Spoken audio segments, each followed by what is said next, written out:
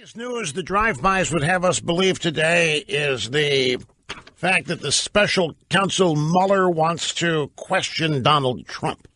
That's the biggest news because they think there's no way that Trump can refuse.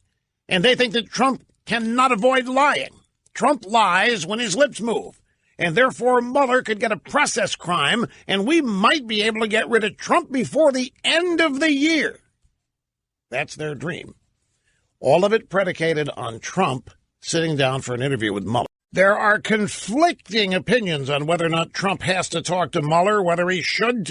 He shouldn't. If you ask me, don't do it.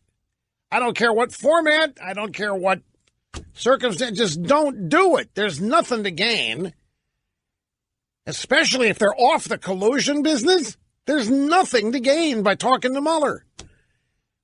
But I was watching Professor Dershowitz today, and Professor Dershowitz made it sound like there's no way Trump can get out of it. And Professor Napolitano, Judge Napolitano, I thought was saying much the same thing. But then there's part of me, so why does he have to claim executive privilege? It'd be a bad move politically. He could essentially, by claiming executive privilege, what are you doing? You're pleading the fifth? Screw you. Trump could, I'm under the impression, you want to talk to me? Fine, you're fired. Get out of here. I'm not talking to you. You're my boss. I'm your boss. I don't work for you. Scram. You're making a mess of everything anyway. Get out of here. Can't do that. That wouldn't be politically wise. So the big news of the day.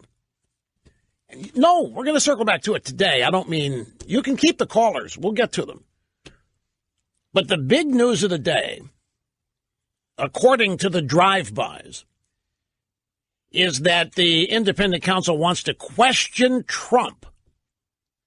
Now, this has been circulating out there for a couple of weeks, but they're acting like, wow, this is it. This is the big news drop of the day. It's been circulating out there for at least 2 weeks that Mueller has been thinking about or intending to or wants to interview Trump.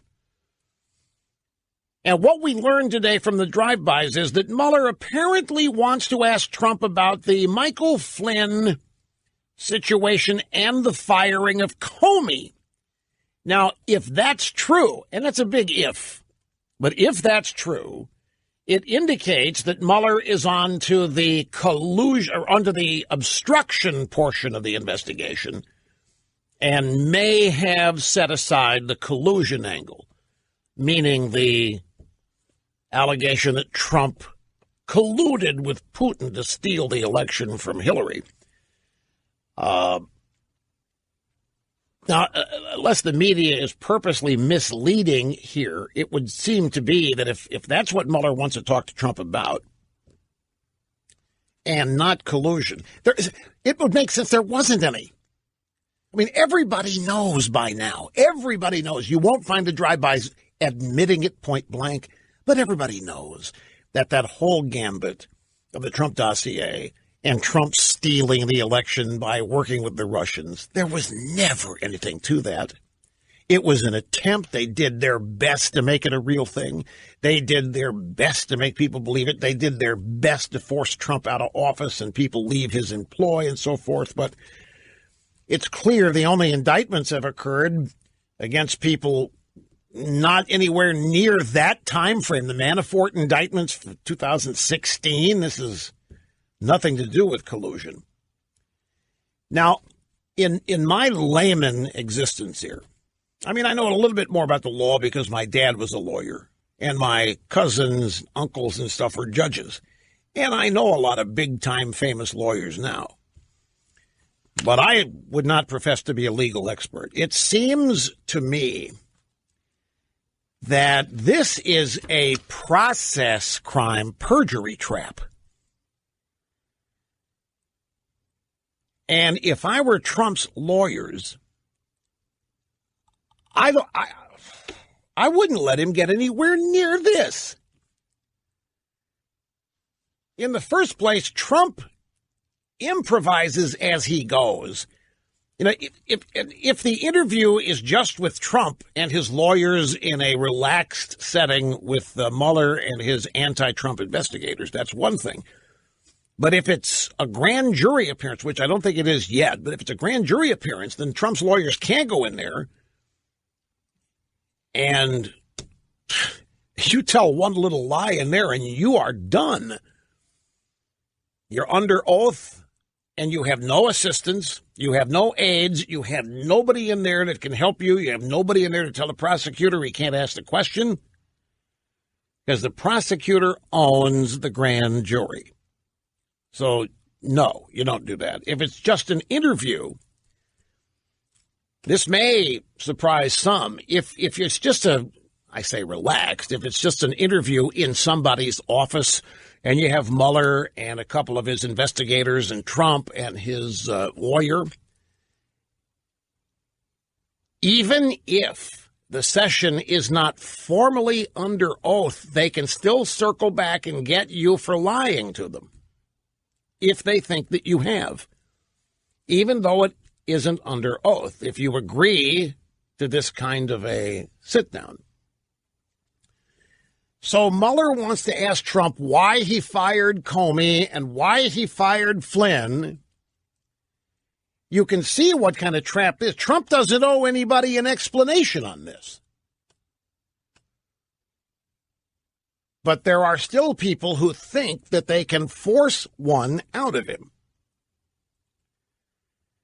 I would also reject the offer if it's made, which I don't think it would be. But there's a possibility that Trump's lawyers could say, we'll do this, but we want it in writing. You submit your questions in writing, and then we'll answer them in writing. And while some people think that would be the best way to go because there's no pressure, you have the questions in front of you, and then you write your answers down, and you review them, you edit them, and you don't submit them until you are fully confident that what you want to say and what you don't want to say is in your answer. The problem, again, in my layman's view of this is those written answers, whoever writes them, are for legal purposes written by Donald Trump. And anything he writes down can then be used as a springboard for any other avenue or branch of the investigation. That points up, if Trump's going to do this, they had better get some really serious limitations on scope, on time.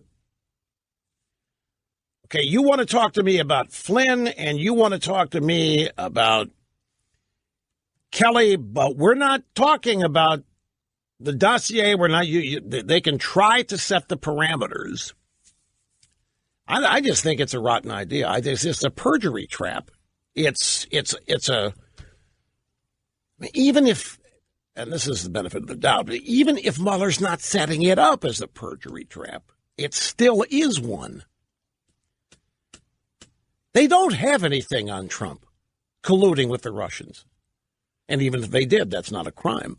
They don't have any evidence that the election was rigged, that Trump knew about it and worked with the Russians. They don't have any evidence. So why would you give them another avenue to come at you?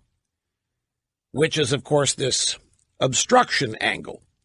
Now, some in the drive-by media are speculating that this request from Mueller to talk to Trump about Kelly and firing Comey could mean that Mueller is near wrapping up his investigation. But again, I am on record as having said that I don't think Mueller's going to wrap this up much before the midterm elections. The whole point of this is to get rid of Trump. Now, I also heard Professor Dershowitz today. He was on Fox. He was specifically asked about Mueller. He said, look, I'm going to tell you what I really think. I don't think Mueller cares where this goes. I don't think Mueller cares whether Trump's innocent or guilty or Hillary's guilty or innocent. I don't think he cares. He's just going to take it to where it ends up. He doesn't care. He's a Republican. He's a longstanding Republican. And he's one of these guys that's just going to follow the evidence wherever it goes. And where it goes, that's where it is. And that's what happens. He's not got a significant amount of prejudice or bias here. Well, that may be, but it can't be said of his investigators. He's got 16, well, now maybe 15 since Stroke is gone. But he's got 15 virulently anti-Trump people working for him who would no doubt be in on any kind of interview, sit-down Q&A. But I was a little taken aback. I had no reason to doubt Professor Dershowitz, but I find it difficult for any human being to be that detached. A thinking, engaged human being who cares about the outcome of events every other day of the year. I just find it really hard to believe that anybody that informed, educated, engaged can then have an ambivalent attitude about where an investigation ends up. But that's what we're led to believe. We're led to believe that law enforcement is exactly that. They're unprejudiced. They're unbiased. They certainly aren't politicized, and they follow the facts, ma'am, and they get their guy. They get the bad guy, and that's what they do. And if you have nothing to worry about, you shouldn't have a fear in the world of talking to them. If you didn't do anything wrong, you should have no fear because law enforcement is not interested in you if you're innocent. And that's the reputation they have enjoyed, benefited from my whole life. But the real world intercedes at some point, and we find out that's not true either. There's nobody above the fray in that regard. But then again, there's another aspect of this. Let's look at one more thing. What we are learning about the investigation. What we have learned about Stroke. What we have learned about Stroke and Peter Page or Lisa Page.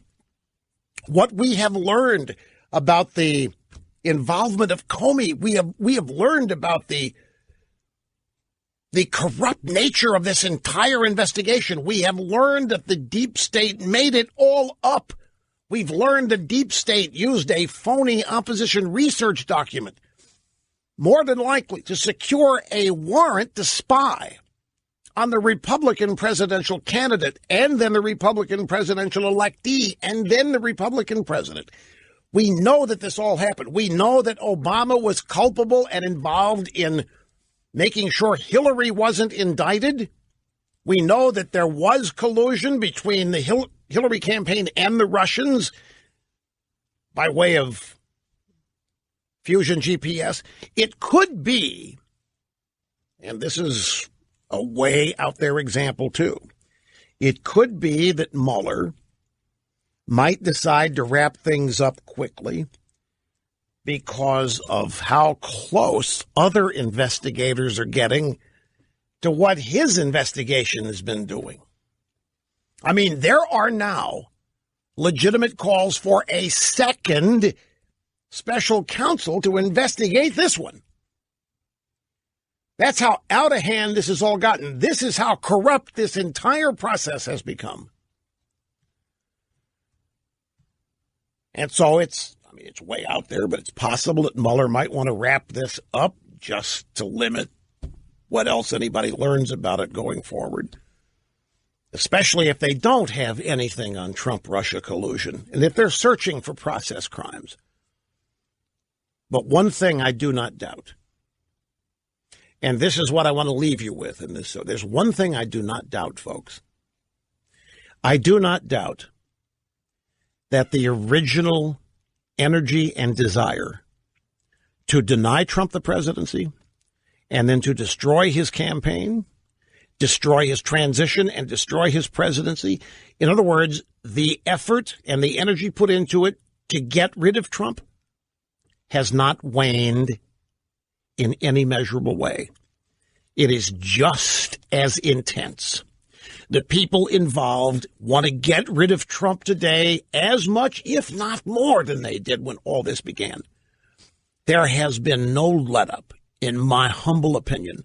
I don't care what we have learned about this investigation, the corrupt nature of it, the missing texts, the culpability of Obama, the dishonesty of all these people.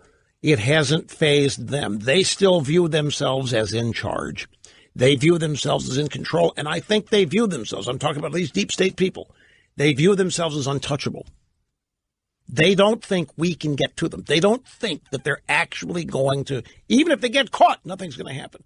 And as such, I think they are just as hell-bent on getting rid of Donald Trump today, and maybe more so than ever, given the overwhelming success that Trump has had in unraveling the Obama administration and much of its regulations and Obamacare and promoting economic growth that was never intended to happen, folks. The Democrat Party did not want this kind of growth to happen, certainly not when they weren't in the White House. The effort, the desire to get rid of Trump is as strong as ever. So I get a note from a friend. How in the world could you or anybody think that Mueller's about to wrap this up when the Manafort trial doesn't even begin until later this year? And I have to say, that's actually a good point. So, as I said, I don't think Mueller is going to end this anytime soon, and certainly not early enough before the midterms in 2018 for people to forget it.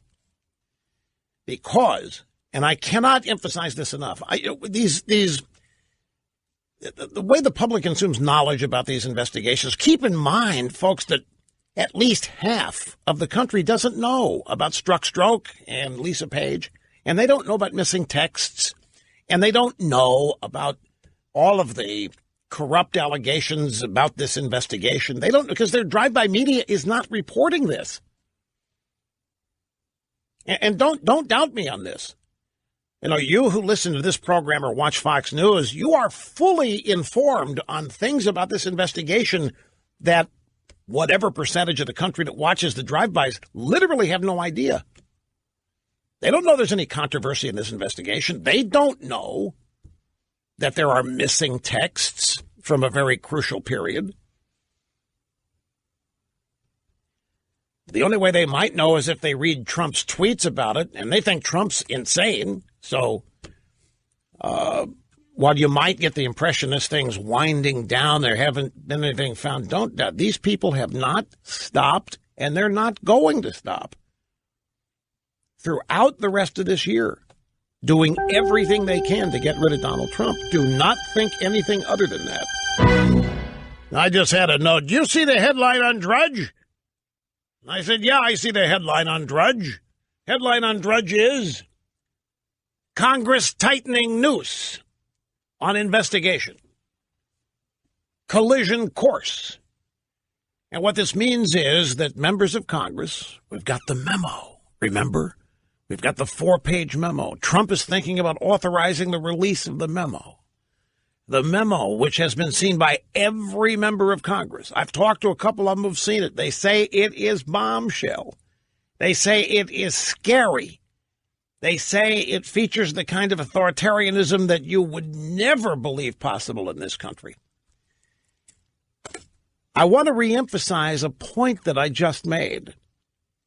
Whether we're talking about individual people in the intelligence community, and that could be, folks, that who could that be? CIA, NSA, the FBI has clandestine agents. I mean, we have agencies of this government that have spies that are working in this country and around the world. So to be able to categorize the intel community would be difficult to identify just one group of people. I mean, it is one group, but they are widely employed by a bunch of different agencies and organizations, and then they have contractors that are hired. You know, Edward Snowden was a contractor working for the NSA in Hawaii.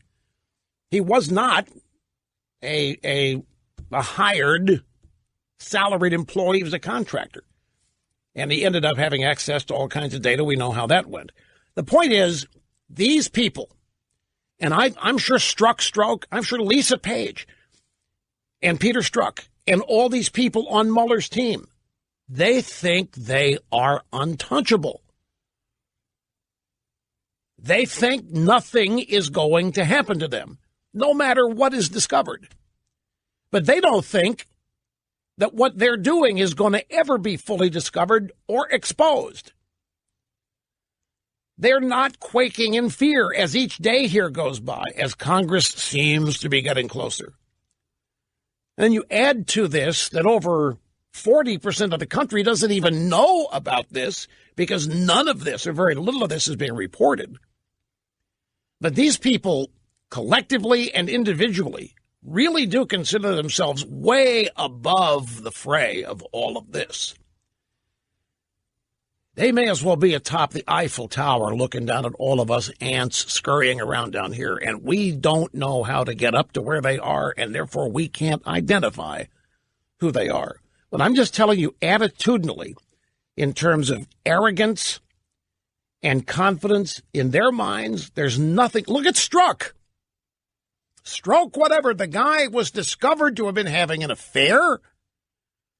That means he was in a blackmailable position. All he ends up being reassigned.